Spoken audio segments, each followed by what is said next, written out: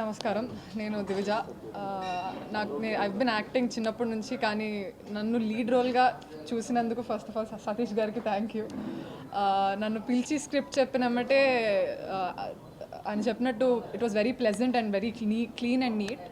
So debut ఫిలింకి accept చేసేటట్టు చెప్పారు. And I'm looking forward to working with everybody here. I'm very excited for the film. So అందరూ వచ్చినందుకు thank you.